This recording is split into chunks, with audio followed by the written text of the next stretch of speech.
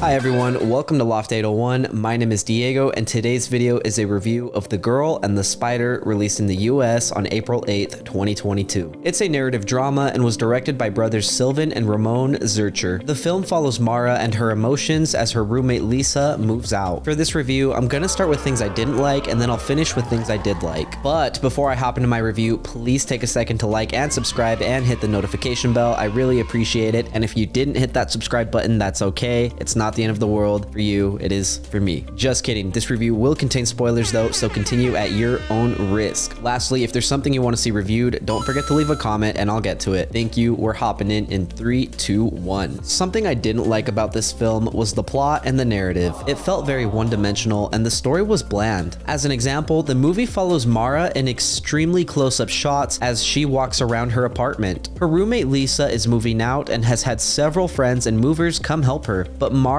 consciously and unconsciously doesn't help her move out. Instead, she pours hot coffee on a dog, gouges the countertop, and spills wine on the floorboards. She's clearly emotional about her roommate leaving, but that doesn't excuse her actions. Another thing I didn't like about this film is the spider that dangles in their apartment. Despite the chaos and uncertainty going on around Mara, the spider is meant to symbolize a state of constant and possibly a symbol of caring. Unfortunately, I didn't find this symbolism to be effective or meaningful. Something else I didn't like about this movie was the acting. I mainly attribute this to bad writing, but I still think it was bad or okay at best. I'm interested in seeing further work from Henriette Confurious and Liliane Amoit, but their characters Mara and Lisa were very boring and emotionless. They could have laughed, smiled, grimaced, frowned, or anything else. Instead, they were straight-faced and monotonous during the whole film. The supporting cast was more enjoyable, but even they felt bland at best. One final thing I didn't like about this movie were the sexual undertones that almost come off as predatory. It's not out of the ordinary for characters to glance at each other longingly and occasionally sleep with each other. By itself, this doesn't bother me. I was bothered when a child in the complex walked into Nora's apartment. She lives across from Mara and Lisa. When the child walked in, Nora saw that she was alone with him and took her top off and smiled at him. That seems predatory to me, and I don't think it should be glorified on film. Not just that, but the scene was completely unnecessary since it didn't add any value to the film. If the directors wanted to create a sense of community, they could have done so in different ways. Moving on to something I did like, the Zurcher brothers did a good job of showing what life could be like in a tightly knit apartment complex. Not everyone is friends with each other, but people connect and interact with each other on a daily basis. This film takes place in Germany, and based on my travel experiences to Europe, the communal vibe felt accurate to what I experienced. Something I didn't like when I first saw the film, but grew to like afterwards, was the realistic background noise. We can hear construction sounds and muffled voices. We can hear children playing in the streets. At first, I was annoyed by this, but looking back, this made the film feel more authentic and genuine. When I was in Europe, I heard these sounds all day and all night. Additionally, these background noises were used to transition scenes in the movie, which I thought was smart. I also enjoyed the theme song in the film. It wasn't the most catchy tune, but it suited the tone of the movie very well. I also really enjoyed the end credit song. I thought Voyage Voyage by Desireless was a good way to wrap up the film. Something I thought was a little bit odd but was enjoyable was the dialogue within the film. It wasn't often, but characters would speak and flirt with each other in poems. I like poems and thought some of them were fun, but I think the most interesting dialogue came from Mara at the end of the film. My favorite line is when Mara is left alone into this dark kingdom of silence that is calling out to me. Overall, I thought the movie was bland. The story and characters were far too emotionless for me to enjoy. I also thought the symbolism and main theme of the film were weak. I was also not a fan of the predatory sexual undertones in this movie. Unfortunately, there weren't many things about this movie that I enjoyed, but the sense of community was done well. I also liked the score, soundtrack, and dialogue, but despite getting these things right, I felt the movie got too many things wrong. I gave this movie a 3.5 out of 10. I certainly wouldn't recommend this movie to the average viewer, and I would be very selective in recommending it to indie lovers. Thank you for listening to my review of The Girl and the Spider. I'm sorry it was a bad review review. I hate doing bad reviews. I just want to say that every movie is good, that we can all enjoy,